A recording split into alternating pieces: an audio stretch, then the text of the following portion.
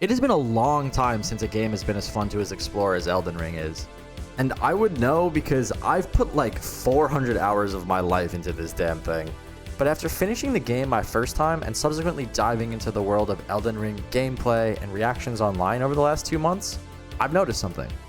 Some people don't seem to realize the main reason why exploring the lands between is so refreshingly captivating. They like to talk about the variety of locations and bosses and how the world progresses, continually opening up to more and more zones to explore, daring you to check every nook and cranny of the beautiful, meticulously crafted From Software world. And that's all great, but it's the set dressing. From Software's enemy and map designs are certainly some of, if not the best in the industry. But it's not like we've never seen another game with a majestic, sprawling world full of cool loot to find and unique enemies to kill. That's not the key to this game's success. The reason why this open world game succeeds where others fail is seemingly overlooked. So let's talk about how the hell they pulled this off.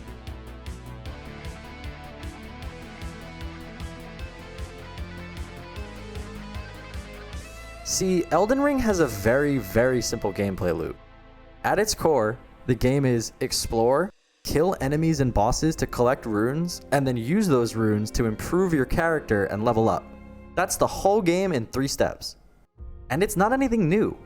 This has been the FromSoft blueprint since Demon's Souls after all. But I think that's exactly why people are missing what a foundational breakthrough this is for the open world genre. When the game released, there was a lot of chatter about what Elden Ring would look like if it were made by Ubisoft. And it's easy to focus on things like heads-up display and UI and UX and other acronyms, but I think that masks a more important point. Why is the world of Elden Ring fun to explore? Surely just removing map markers and decluttering the screen isn't the key to a fun open world game, right? Why does this part of the gameplay loop work so well? Well, because of this part and this part. Here's what I mean. Take, for example, a Ubisoft game that I actually enjoyed quite a bit despite its readily apparent faults. Assassin's Creed Odyssey. The dopamine in this game, like in Elden Ring, and the majority of open-world RPG games, is tied to the combat. It is fun to kill the bad guys, and it continues to be fun to kill the bad guys as you unlock newer and more extravagant and creative ways to do so. The meat and potatoes of any good open-world RPG is the combat system, and by extension, the ways in which a player upgrades their character's skills, or armor, or weapons, or magic, or whatever to further engage with the combat system. Obviously, there's some notable exceptions where the exploration and environmental storytelling take more of a central role in the overall experience. Okay? I'm not shitting on games like Death Stranding or No Man's Sky, those are cool too. But in general, and certainly in the case of games like Elden Ring or Assassin's Creed, the core gameplay is about killing enemies and upgrading your character so you can get better at killing enemies. Having quality characters and a riveting story and environments worth exploring is obviously important. But if the game that all of that's built around isn't fun, or even worse, is very fun but an absolute pain to make progress in, it doesn't matter how well designed it all is. In my opinion, an open world is only as fun to engage with as the game mechanics that it's constructed around. Which is where Assassin's Creed, like most games before it, falls short. Because in Assassin's Creed Odyssey, in order to upgrade your character's abilities and further explore the map, you must complete quests. And when a quest doesn't utilize the combat system, you know, the fun part of the game and the thing that you spent all your time upgrading your character and getting him better at, it's just not as rewarding. Even if the story or world design or combat is top of the line. This is why we all hate fetch quests and escort missions. I spent all of this time and effort upgrading my weapons and abilities to become the most fearsome warrior imaginable. I'm not your damn errand boy. And lo and behold, we have the cardinal sin of open world game design that we never knew that we needed to know until FromSoft learned our asses. Because the system in Assassin's Creed removes the most important parts of the gameplay loop. Now you're not progressing by killing enemies and exploring on your own. You're doing it by running fetch quests or escort missions or searching for a buried treasure or solving a puzzle or some other filler content. And even if these side activities are mildly amusing the first time you encounter them, they eventually feel like a boring chore as you're forced to repeatedly complete slight variations of them throughout the open world in order to continue making progress. But in Elden Ring, The upgrading is directly tied to the parts of the game that scratch those dopamine centers in your brain. You don't need to seek out quest markers or side activities when exploring somewhere new. You know there's new enemies there to kill and new bosses to fight that drop even more runes. And in some cases, defeating a boss is the very hurdle to unlock another new area. So you're doubly rewarded with both runes and more of the map to see. But no matter the situation, you're being actively rewarded and progressing your character simply by exploring and killing. The enemies and bosses you defeat along your journey are the means by which you upgrade your character, not the quest itself. The quest action is just an overarching guide to point you in a certain direction, but there's no imperative to follow it, and your character gets stronger whether you finish it or not. And that's why Elden Ring stays fun longer than other games in this genre. The core gameplay loop of explore, kill, and upgrade is consistently the driving force of the game. The player's goals never fall outside of this loop. And as you get further into the story, seeing yourself succeed against stronger and stronger enemies in increasingly diverse environments provides consistently expanding gratification for your efforts. The only true way to break the gameplay loop is by dying twice and therefore losing your unspent runes. But even the death system is somehow a net benefit to the overall experience of Elden Ring, because this penalty for dying adds suspense to situations that otherwise have little to no tension.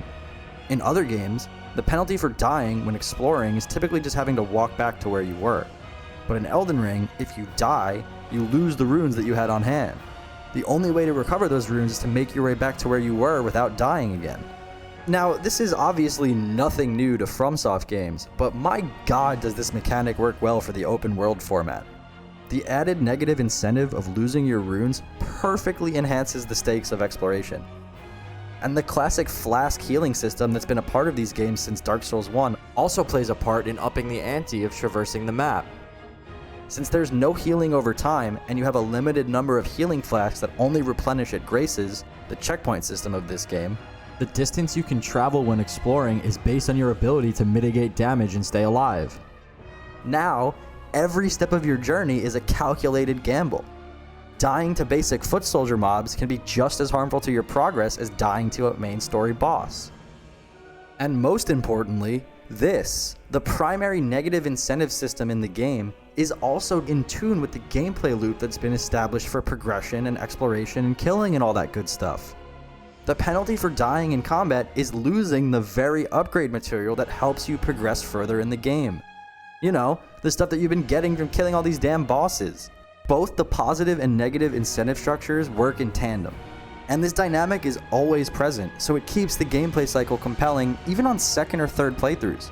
Hell, I 100%ed the game on playthrough 3, and I still felt the urge to create 3 more characters to try out different weapons and builds that I hadn't used yet. This is what sets Elden Ring apart. You're not bogged down by quest direction or waypoints, and your path to upgrade your character is directly tied to the combat and exploring new areas.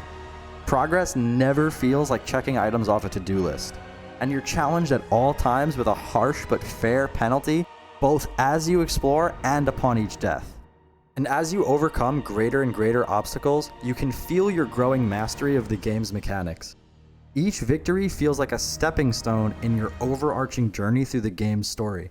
But now with an open world to work with, moving through areas and defeating the capstone bosses threads both a gameplay and story-based narrative into your journey. There's a reason why it's easier to remember specific bosses you've defeated than it is to remember your progress on specific quests. And in a game with this much content, a gameplay loop that succinctly simplifies your goals helps you to stay engaged later and later into the game. It also makes it easier to compartmentalize what you've accomplished in the different sections of a massive map. And that's not even mentioning the numerous quality of life features specifically included to prevent exploration from becoming a burden, like unlimited sprint outside of combat, unlimited inventory that remains upon death, on-the-go crafting, and most crucially in my opinion, no weapon durability. God, it just ruins Breath of the Wild for me. I'm sorry. Please keep it out of the sequel.